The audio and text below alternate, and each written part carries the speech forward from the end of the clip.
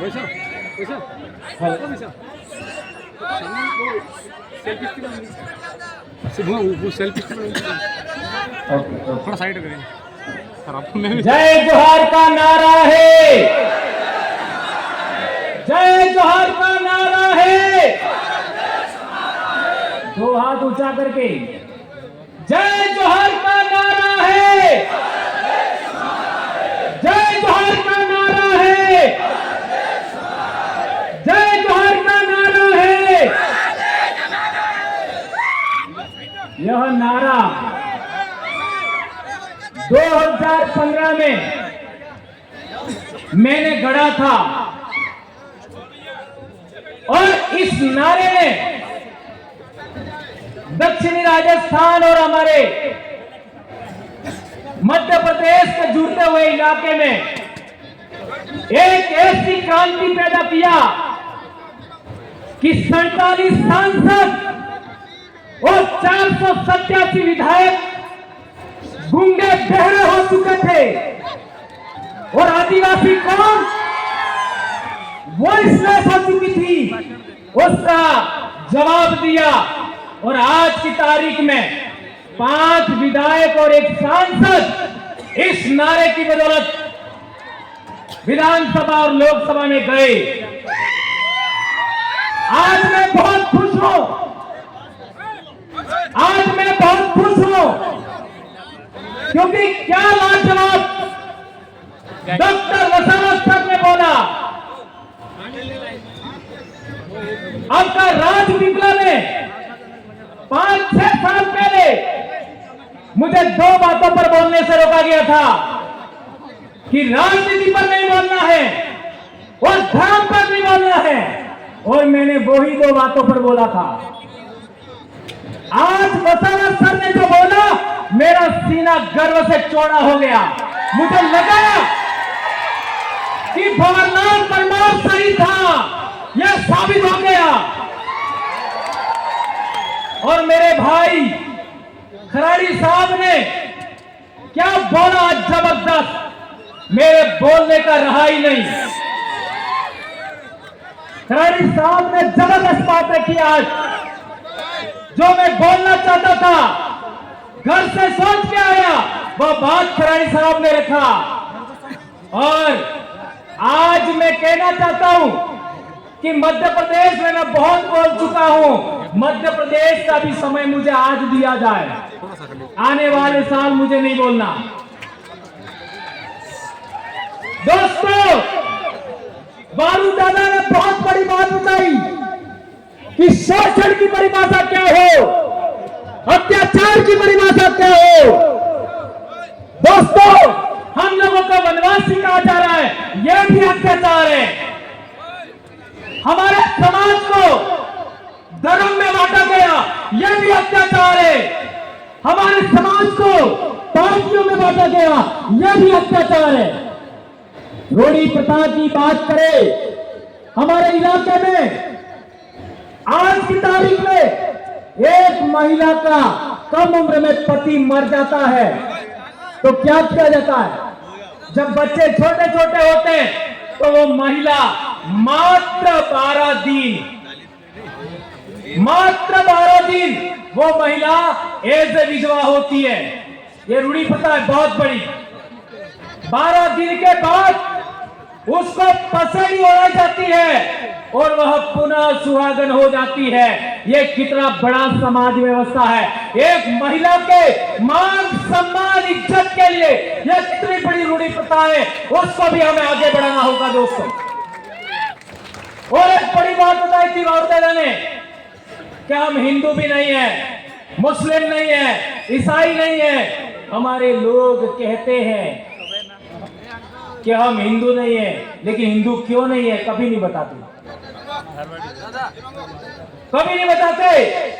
और इसे बताने की बात आए तो वो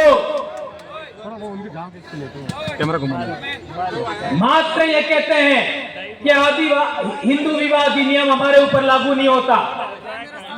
आज रतलाम में देखिए, जादू अलीराजपुर दाहोद में देखिए, हमारे समाज का जब विवाह होता है तो एक कपड़े का अड़ूड़ा माड़वे में रखते हैं, उसके ऊपर एक लोटे में महुआ रखते हैं। मान्यवर चौधरी साहब कह रहे थे महुआ अर्घ एक लोटे में रखते हैं और उसके ऊपर दूसरा लोटा पानी भर के रखते हैं। क्या ये बात सही है?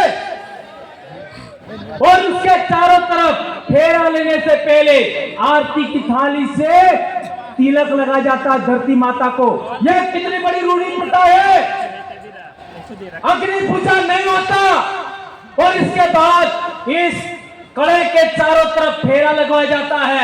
यह प्रथा किस विवाह पद्धति में बताइए? क्या यह प्रथा ब्राह्मण प्रथा में है क्या? नहीं है। क्या ईसाई प्रथा में है क्या? नहीं है। क्या इस्लाम प्रथा में है क्या? नहीं है। तो हम लोग हिंदू भी नहीं है, हम लोग ईसाई भी नहीं है, हम लोग मुस्लिम भी नहीं है। ये बात प्रमाणित होता है। और हिंदू तो कोई धर्म भी नहीं, ब्राह्मण धर्म को हिंदू धर्म कहते हैं। ये बात समझना है तो हम लोगों को जबलपुर हाई कोर्ट का जजमेंट पढ़ना होगा। एक धर्म क्या होता है उसके लिए चार बड़ी बातें हैं। एक, जो वर्ण व्यवस्था है वो धर्म है, और दूसरा प्रायश्चित होता है वो धर्म है, और तीसरा बात है कि हमारा जो क्या कहते हैं आपका पूजा पद्धति का आधार है वो धर्म है। तो हमारे समाज की व्यवस्था के अंदर वर्ण व्यवस्था नहीं होता। ये सुप्रीम कोर्ट ने बोला है, आपका जबलपुर हाई कोर्ट ने बोला। जो लोग आपका वेद से संचालित नहीं होते, जो रामायण महाभारत से संचालित नहीं होते, जो पुराण से संचालित नहीं होते, जो वर्ण व्यवस्था से संचालित नहीं होते, वे लोग अपनी रूढ़ी प्रथा से, अपने कस्टम से संचालित होते हैं। वो आदिवासी है, वो किसी भी धर्म में नहीं आते। ये जजमेंट में कहा गया है। आज तक हम लोगों को किसी ने नहीं बताया। और एक बड़ी बात, नंदा ताई, आज इनका सम्मान हुआ। नंदा ताई के जजमेंट में कहा गया है अबोरिजिन्स और शेड्यूल ट्राइब, यानी शेड्यूल ट्राइब का मतलब हुआ अबोरिजिन, अबोरिजिन और शेड्यूल ट्राइब, और ब्रैकेट में आदिवासी लिखा है। तो जो लोग हमको वनवासी कहते हैं वो लोग कंटेम्प्ट ऑफ कोर्ट कर रहे हैं। हमें केस किया जाना चाहिए। कौन माइकल लाल इसके लिए तैयार है? हाथ ऊंचा करो। ये कंटेम्प्ट ऑफ कोर्ट का आपका केस किया जाना चाहिए, तो मैं मानूंगा कि नंदाबाई के साथ आपका न्याय हुआ। एक और बड़ी बात, हमारे बहुत सारे बड़े वक्ताओं ने बात रखा। एक बात आई थी भील प्रदेश, तो कई लोग मेरा विरोध करते थे। 2015 में मैंने एक आपका व्हाट्सएप पर ग्रुप बना दिया भील प्रदेश, और वो भी रेवा काठा डायरेक्टरी। मैं पैदाइशी मानगढ़ आंदोलन की देन हूं। ये खराड़ी साहब पैदाइशी मानगढ़ आंदोलन की देन है। और ये आपका जितना भी दक्षिणी राजस्थान और उत्तरी गुजरात का आदिवासी है, उत्तरी मध्य प्रदेश का आदिवासी है, मानगढ़ आंदोलन की पैदाइश है। उस मानगढ़ आंदोलन का सबसे बड़ा उद्देश्य था भील राज कायम करना। और ये बात गोविंद गुरु के इतिहास में लिखी हुई थी, उसी को आधार मान करके मैंने भील प्रदेश व्हाट्सएप ग्रुप बनाया। बहुत लड़ाई हुआ, लेकिन लड़ते लड़ते हम लोगों ने आज पूरे इलाके के अंदर ये बात फैलाने में कामयाब हुए। आज मेरे छोटे भाई चेतर वसावा ने बोला, आपने कितना इस्तेमाल किया। मेरे छोटे भाई जय कृष्ण पटेल ने बोला, कितना बड़ा आपने इस्तेमाल किया। और हमारे डामोर सर ने भी बात किया, आप लोगों ने इनको सर आंखों पे रखा। ये बात हम लोगों को आगे बढ़ाना है। लेकिन मेरा भील प्रदेश क्या है? मेरा भील प्रदेश एक राज्य से भी बड़ा है। मेरा भील प्रदेश का मतलब है जहां जहां भील राजा हुआ करते थे वो सारी जमीन भील आदिवासियों की है। ये आदिवासियों के जाल जंगल जमीन की लड़ाई है। ये है भील प्रदेश मेरे लिए।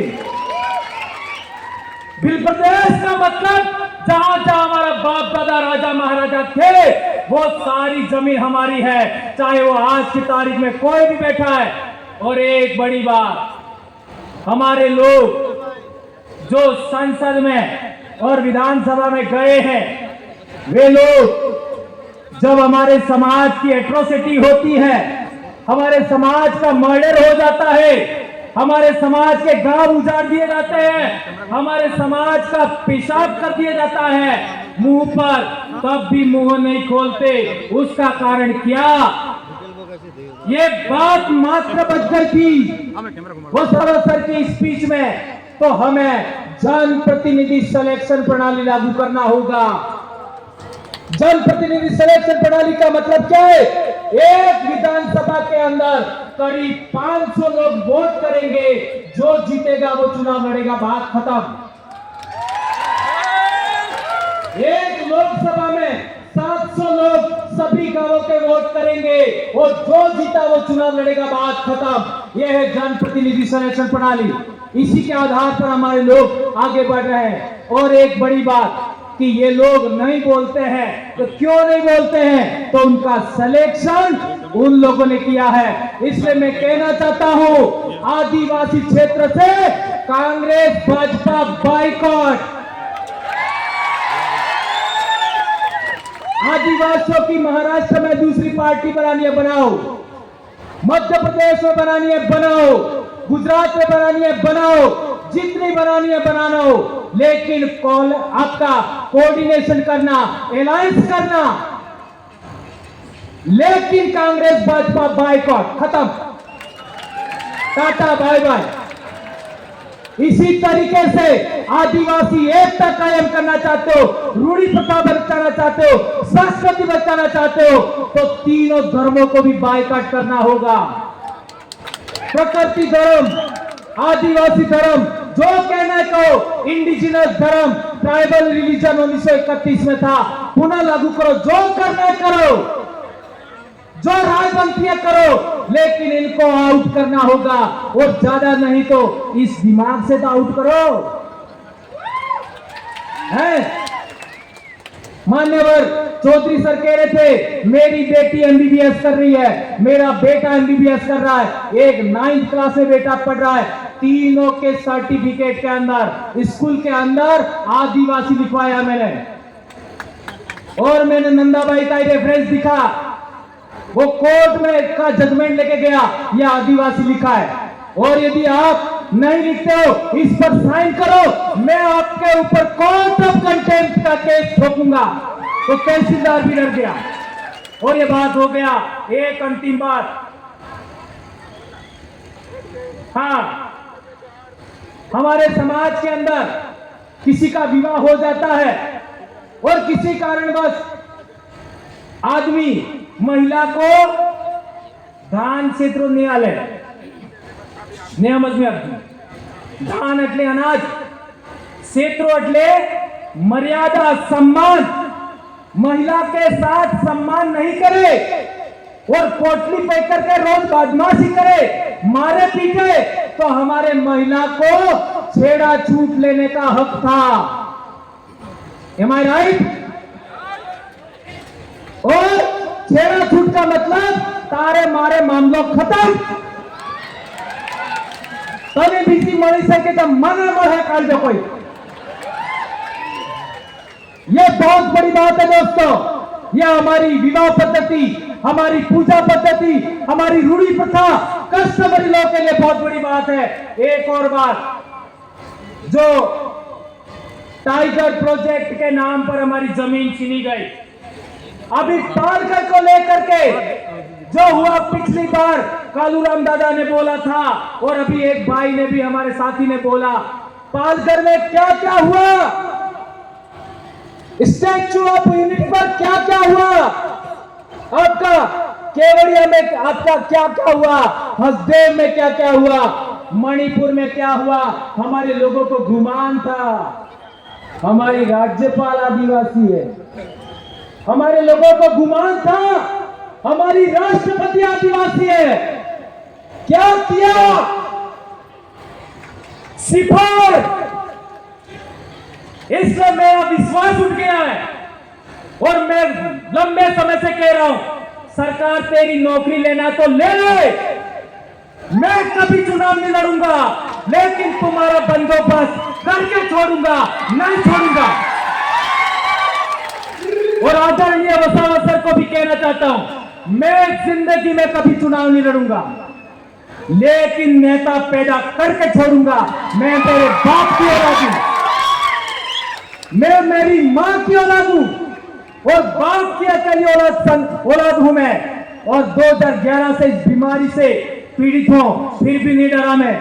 कितना क्या क्या हुआ मेरे साथ, खराड़ी साहब को पूछ सकते हैं आप लोग। एपीओ किया, निलंबित किया, क्या कर लोगे? लाखों भंवरलाल परमार पैदा हो गए। धन्यवाद दोस्तों, आप लोगों ने मुझे इतना बेरहमी से सुना और संचालक भाइयों ने, मेरी बहनों ने, मेरे भाइयों ने और इतना मुझे समय दिया। आपका दिल से जोहार करता हूं। और आज की मेरी स्पीच मेरे आइडल बारू सोनवड़े और कालूराम भोजड़े को समर्पित है। जय जोहार, जय आदिवासी, जय बिल प्रदेश, जय भारत। आबू आदिशु।